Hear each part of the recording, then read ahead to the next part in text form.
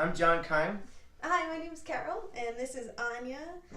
And we have an 8-year-old son as well who's not here, and a 9-year-old dog who does not want to be here right now. Somewhere. And we all live together in this, 2,000 square foot house-ish? Yeah, just under 2,000 square feet. Yep.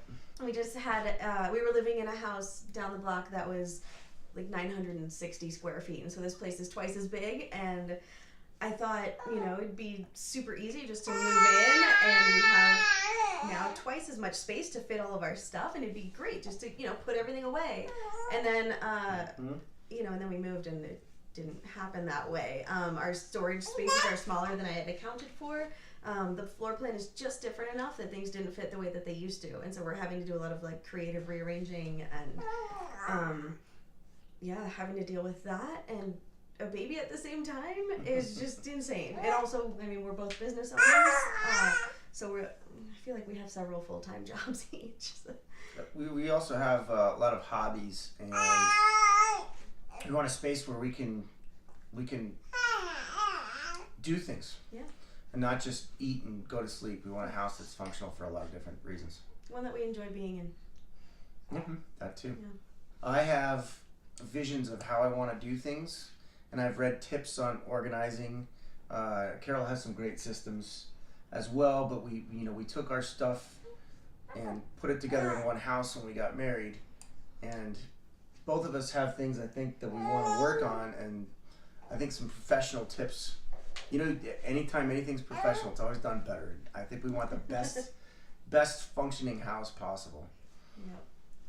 And then part of it too is that just we don't have all of the time and energy that we need to get it organized in the first place. And I think that once the house is organized, it's going to be a lot easier to maintain it. But as of right now, it's in just enough state of disarray that it feels like it's a constant battle to keep the clutter put away and to also then go about all the everyday life stuff, Absolutely. like cooking and laundry and all that, on top of unpacking boxes and rearranging things and figuring out where to put stuff. So so a lot of it too is just an extra set of hands, to get things done, and then a way to do it efficiently, because I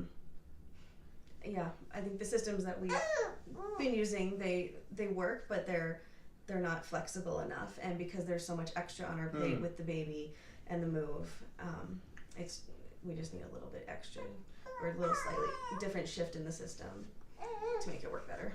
When I walk into the house, I feel pretty stressed. There's stuff everywhere, and a lot of times I come in and my arms are full of things, and I'm like, where can I just set these things down, because now the baby needs to eat, and I just need to put stuff somewhere so that I can sit and feed her, and sometimes the only place to put anything is the same place that I want to sit, and it's frustrating.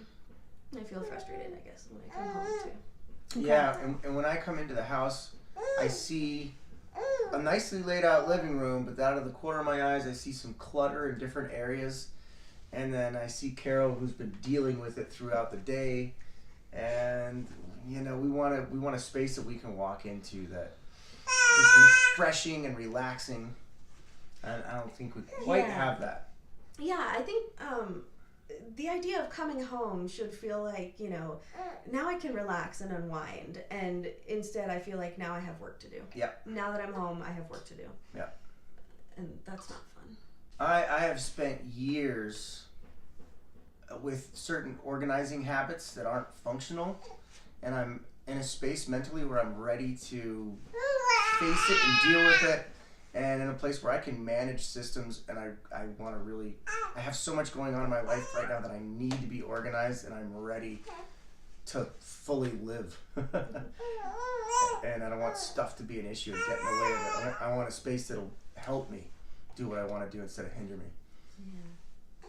I read those KonMari books last year and got really inspired, and I KonMari'd my whole wardrobe, which was great, and it felt great, and I've been able to maintain it.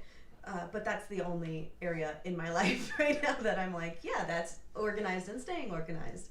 So I need a different method or a system for other things. How do I KonMari the kitchen, for example, or how do I organize things that are other areas of the house, and And then there's also areas that the KonMari method falls short too. But the reason we decided to go with the organizing company versus other companies is I know that they have a great reputation. I know I've met Christina a handful of times, and she strikes me as a very well put together and organized person. I've met a few professional organizers that I can tell are really just closet hoarders, and they're trying to kind of work through their own stuff by helping other people organize, and I wouldn't really trust them. But Christina is one that I can tell she's always very neat and tidy and clean and good at what she does. Also non-judgmental, which is it's embarrassing, really.